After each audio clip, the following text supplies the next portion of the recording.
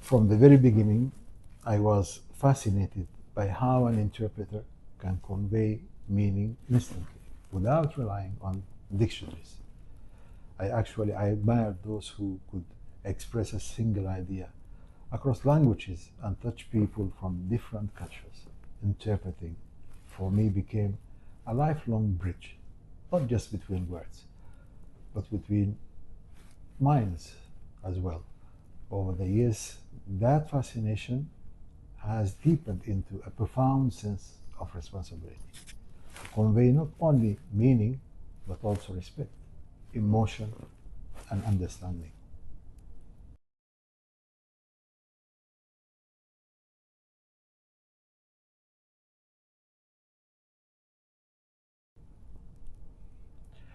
At that level, precision actually becomes a form of diplomacy in itself. You prepare rigorously, remain fully focused, and remind yourself that your role is to fully carry others' voices. Composure comes through years of training, but also through humility and the trust placed in you by those who you serve.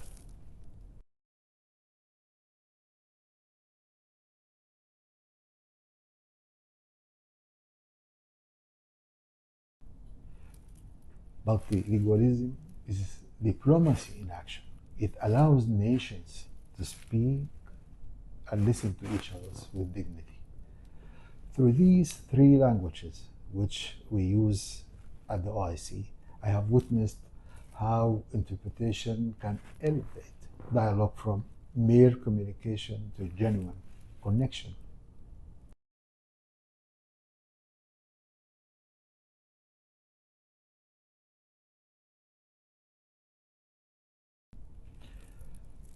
Thank you very much for that important question. I still recall interpreting at a high level meeting with the late Secretary General Dr. Abdel Wahid Belqaziz was from Morocco, known for his sharp attention to detail. After the session, he shook hands with me and said, "As long as we have an interpreter like you, I have nothing to worry about." That moment stayed with me, not for the compliment, but for what it symbolized: trust earned through professionalism.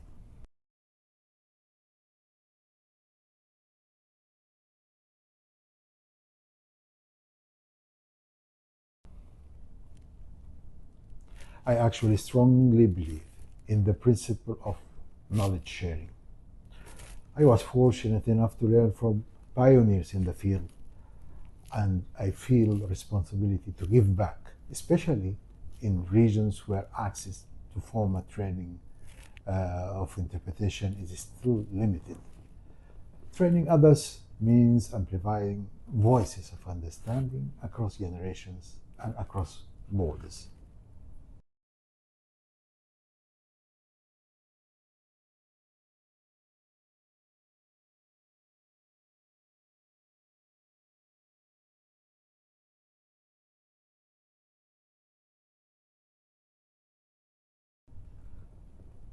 The most rewarding part in seeing your trainees step into is in seeing your trainees step into the booth with confidence, professionalism, but also with integrity, sometimes even working right alongside me, watching them gain recognition from the audience for their excellence is truly fulfilling.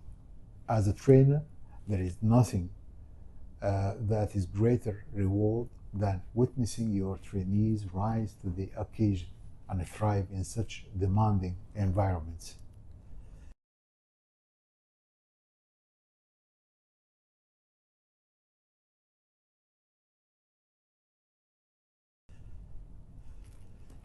Writing and podcasting are extensions of training, different ways of sharing knowledge and experience, especially in Arabic. Our profession grows when we reflect on it, write on it, and share those insights. Although I could publish in English, I chose to write in Arabic to enrich the literature of our field. where such contributions are still limited.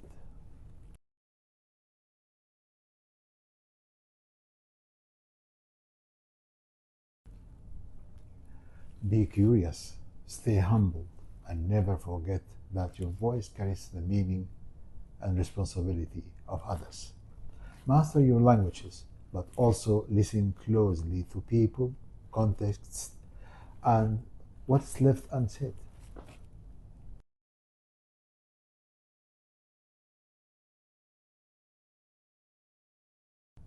The practice, actually, practice and scholarship are two sides of the same coin.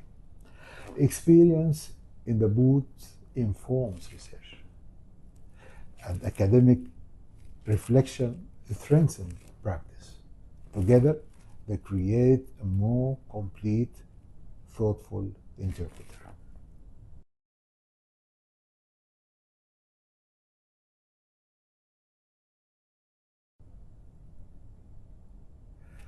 There has long been a lack of practice, context aware resources in Arabic. My goal was to provide interpreters, especially Arabic speaking ones, with material that speaks to their linguistic and cultural realities while grounding them in global best practices.